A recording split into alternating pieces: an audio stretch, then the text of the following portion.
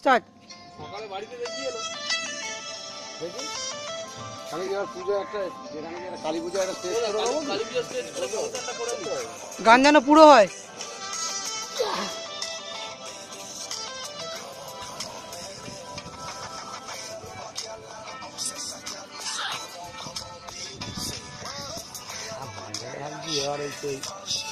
ডিআইডিতে যেতেই হবে গে।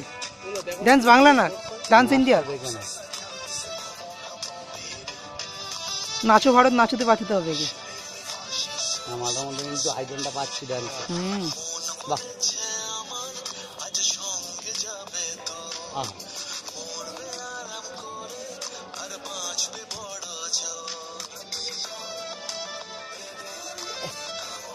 এই জিপটাই আসল স্টাইল দেখাচ্ছে। জিভে ওর নাচটা ভালো। এরপরে হালকা দাড়ির আইটেমটা আনতে হবে, চুল ফুলে একটু কালার দিতে হবে।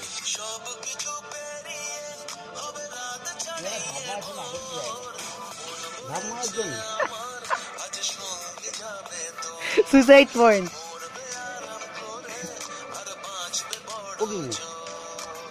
আরে দেব তো অমনি করেছিল পুরো গান পুরো। দাঁড়া দেখাস না, সব দেখায় ও নিজে থেকে করবে এগুলো। হ্যাঁ এরকম ছিল কি?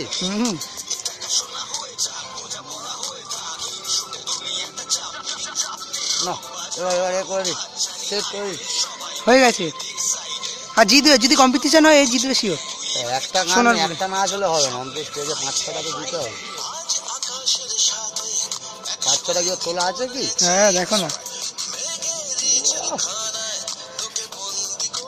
মালটা কিন্তু নাচ শিখলে কিন্তু ভালো হতো কিন্তু। ও না নাচ শিখেই এমনি করছে। দুটো না গেল একে মাত্র নাচে দিতে পারছি, শুধু হাতলে হবে। চিরকন নাচবে।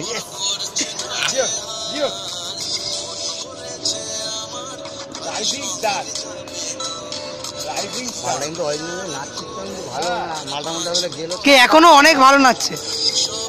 হ্যাঁ সেটাই তো বলছি, নাচ না শিখে যা করে দিলে এই স্টাইলটা।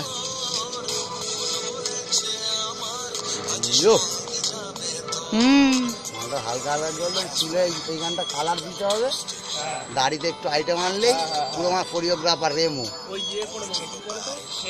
আর ধর্ম পাল্টাতে হবে ওর এবার স্টাইলটা।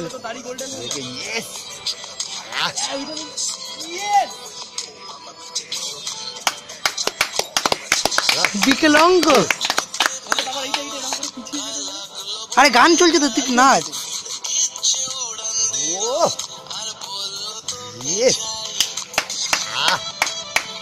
মাল মনে হচ্ছে বাড়িতে প্র্যাকটিস করে। স্লো মোশন আমার দাঁড়াও সব পাবে, দিচ্ছে না আবার এগোচ্ছে পেঁচোচ্ছে।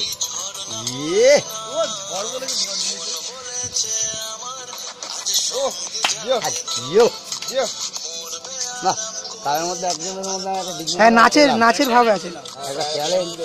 কারণ আমাদের ক্লাবে কেউ নাচের কেউ ছিল না। এটাকে ফুপুনদার দিকে তো